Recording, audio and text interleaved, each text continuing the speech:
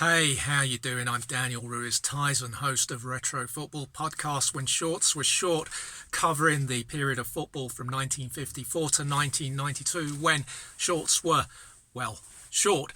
This is another unpacking video. I've got some Panini 88 stickers kindly sent to me by Seaman from BigGreenBooks.com. You can visit his website if there are any books belonging to any guest whose episodes you've enjoyed on the podcast. As long as they're in print, Seaman can get them to you. You can follow Seaman on Twitter at BigGreenBooks.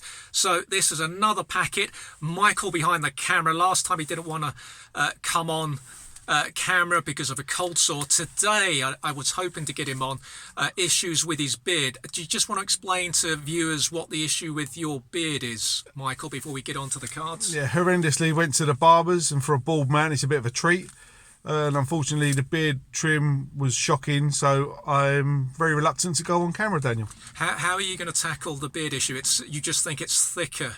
It's thicker on the top edge, it looks ridiculous, so I'll have to trim it myself, and unfortunately, because I came straight from the barbers to here, I haven't had the opportunity to do it, so I'll have to tackle that when I get home.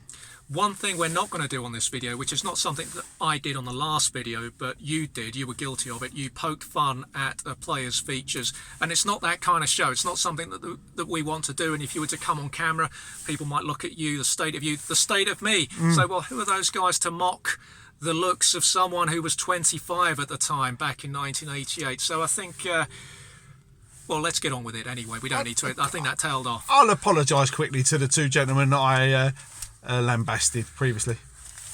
Panini Football 88. What I'm going to do, I'm going to unpack these. I'm going to unseal them, and we're going to see how much we remember about each player. It's our era. I think we're on safe ground, but there might be the old player that throws us a bit. So here we go, Michael. Okay. I'm going to unseal these. Excellent. Little tear. Yeah. There.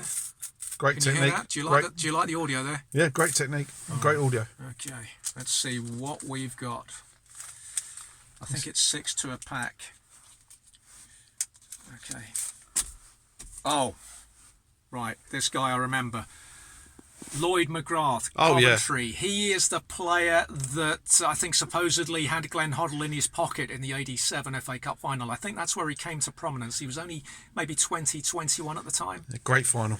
Yeah. One of my favourite finals. That was my first final working as a Saturday boy in Woolworths, Clapham Junction. Yeah, great final. I threw when the Gary Mabbott own goal off his knee, which I know they've got a fanzine called that, Gary Mabbott's knee. I actually threw my niece in the air, who was only about a year old at the time. So fantastic memories for me as an Arsenal fan, and a great final. Do you think it was a genuinely great final? Yeah, because you think it didn't have everything, but you know, the early goal from Clive Allen, the Houchin diving header, you know, Clement's a great keeper, but maybe a little bit past his the Houchin best. goal is just a classic diving header. Yeah, it's a great cross in as well. And then obviously Mabbott scoring with his knee. I do remember there was talk of Coventry challenging for the title the following year, and that was very quickly over when Liverpool turned up with that new Barnes, Beardsley, Aldridge team and turned them over 4-1, and John Sillett praised them after the game. But what would you say was the cut-off point for great FA Cup finals? I've said it on the show before. For me, 1990 was the last classic cup final. I think the FA Cup was dead when they played Spurs Arsenal at Wembley in 91. That's my. So it's a good shout, actually. Yeah, the 1990, the first game was a cracker, wasn't it? Yeah. With Wright coming off the bench after breaking his leg. The replay was poor. Although, you know, Lee Martin. Shall I just keep doing that? Do what you like. Yeah. We might need to move on to the next sticker. I'm a cab driver, not a cameraman. Anyway, please pray continue.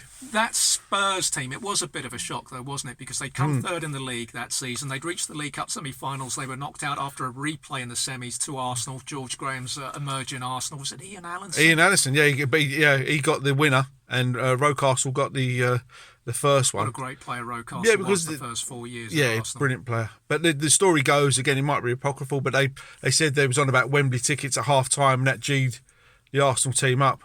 Do you want to say apocryphal again? I'm very impressed with the way you said that. Apocryphal. And just quickly, don't forget the 1987 Cup final. What was the glitch with the Tottenham kit? the Holston Yeah. on Some, six yeah, shirts only. It's remarkable, isn't it, that we're talking about, well, I suppose these days we've got betting companies appearing on team shirts. Yeah. So is that much worse than alcohol Same. companies? Destructs lives. Anyway, and just a quick one, Dan, before we go. Well, on the subject of Tottenham and their kits, I went to a Tottenham Forest game in 1982. Well, we might need to do something visually here. Yeah, Otherwise sorry. people are just looking at Well, me. no, Let's explain where we are. We're in the back of your cab. I think people can tell, yeah. Yes. Yeah. But just quickly, Dan, and I was at the game where they beat Nottingham Forest 3-0. But again, Ricky Villa and I think it was Mickey Hazard both had number 4 shirts on for one half. What season was this, roughly? I think it was 82, 83. So Right. what I'm saying is there must have been a problem with the kit. That was Ricky Villa's last season. I think I might be right on that because obviously I'm an Arsenal fan, so I didn't pay much interest. I just went along because I got in. I think, to be fair, at the time, 82, Carry on, Daniel. Carry on. Okay. Let's crack on, All Daniel. right. Yeah, So more of that later. We're going to go with the next player now. So that was Lloyd Mcgrath. Now we're on to the next. I'll tell you what, we're going to mix this up a bit. I'm not going to look at the player. You're going to tell me what you can see. Right. I'm going to also do this left-handed. Right, excellent. There we go. Right, you have to turn it around, Dan, because it is a team. Okay. If you can turn it on the other angle, it's Birmingham City. So I can't tell you very much about Birmingham City, to be honest. Let me have a look at this. I think that by now they're in the old second division, and this is why I don't remember this kit, Michael. Now, the team that had slipped out, let's get a good look at that kit. The team that had slipped out of the first division again in 86, because they'd gone down in 84, they came up in 85, David Seaman in goal. They got relegated again in 86. But in our early secondary school years, are you doing some fancy angle there? What's going on? No, I'm not. You're doing. You're moving around. Well, why don't you say, Offending Daniel, straighten it. Offending the Birmingham supporters all over the world. David Seaman was in goal for their second relegation season in the 80s. And then I think they had a long wilderness period until they came up under Steve Bruce, if I'm right. The team from 83, 84, I can see you smiling. Yeah, because you're gesticulating, you're moving it all over. But it doesn't matter. I think people get the idea. The team from 83, 84, he said his voice against biking, was probably the hardest team of the last 40 years. Yeah. Some real characters in that team. Let's say characters, as dark a character as you could be. The team had many of these. Mick Hartford. Mark Dennis. He's the one I was remembering, Mark Dennis, yeah. Mick Kennedy, perhaps, Noel Blake, Tony Coton. It was just yeah. a team of very hard players. You would not want to mess with them, and that team would not survive these days. No, they'd be off, wouldn't they? And also, it was a team that, in the days when football would only really be on the back pages, often these players would find themselves on the front pages, which was unique for the time. Now, I'll tell you why I'm convinced that Birmingham, at this point, are in the second division. If you look back, going back to the 70s and that famous Penguin kit, they were always very innovative with their kits, weren't they? Yeah, they were, yeah. And we saw that when they came up to the Premier League in the last 10 years or so. They would always have a big splash of white one season, then a more traditional blue. And you have a look at this kit, I can't remember it. And the reason I can't remember it is because we didn't see it. It was in the old second division. And by then, I think on television, they weren't showing much football outside the top flight. Match of the day and the big match had changed. So I don't remember too much about that team, and I think they'd lost most of their leading players by then, most of the better known players. So there's not much we can add to this. No. All I would say, if anyone's got motion sickness off the back of Daniel's gesticulating, please don't contact me. Please contact Daniel. Right. Next one. Right, here we go. You can do this one. Oh, this is actually wrong because this man went to... Yeah, I don't think this card belongs in this. It's got Football 88 on the back of it. Has it? Yeah. Oh, well, it's a strange one. Brian Mclair, he joined Manchester United in 88, but they've got him in a Celtic shirt. Now, what I remember about even Brian Mclair, joined Celtic from Motherwell in 83 as a replacement for Charlie Nicholas. Yeah. I thought in his early years at United, I thought he was outstanding. I know that him and Mark Hughes didn't have too many goals in them, although Brian Mclair in his first season, I think he was the first United player in 87-88 to score, I think it might have been 20 league goals, the first guy to do that since Dennis Law. That rings a bell. But going into 92, I thought I just loved watching him and Mark Hughes play. Then obviously Robson got injured in 92-93 and Mclair came into the midfield alongside Paul Ince as they won their first title since 67.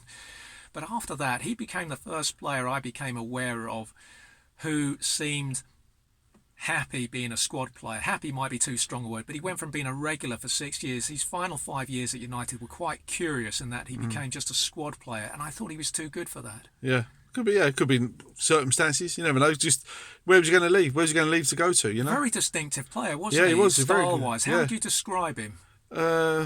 Busy, but very skillful, very technical. Beat me to it. I was going to say, yeah, like a busy player, but not an out-and-out striker in my book.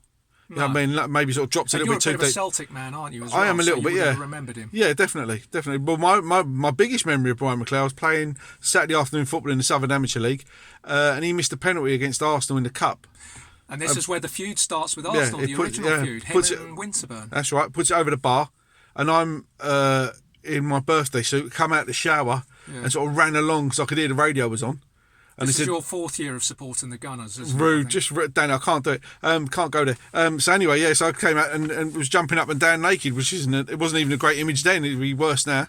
But yeah, that's my overriding memory of Brian Mclair. Yeah, but a good player. And they were also involved, I think, there was a game in '87 at Highbury. Yeah. No, sorry. No. They were both games were at Old Trafford. The '90 game gets more attention than '87, but '87 is the more violent game because it features a certain Mr. Norman Whiteside. Yeah. But him and Rocastle are kicking lumps out of each other. It did kick off at Highbury. I swear blind it did. I can't remember what year. Yeah, I think in the Cup it did. Yeah, it did. Yeah, it did kick off. Yeah, but anyway, just to finish on Brian Mclair, good player, really good player. But unfulfilled potential. I think he could have gone on that. Really? Yeah, definitely. I think their fitness and the drinking and all that. I don't know his drinking habits, but I think that whole feel of the way they were with their drinking and like their training habits. He could have been a better player than he was. I'm reading the back of this. I'd forgotten he was once on the books at Villa. Just strange that he'd gone to United and Panini, who are normally on the ball with these, so to speak. They've got him in his old Celtic kit. Right. Okay, next one. Oh. Mike Duxbury. Oh, yeah. Once seen as England's long-term answer to Phil Neal. I saw him playing for England against the Soviet Union in '84.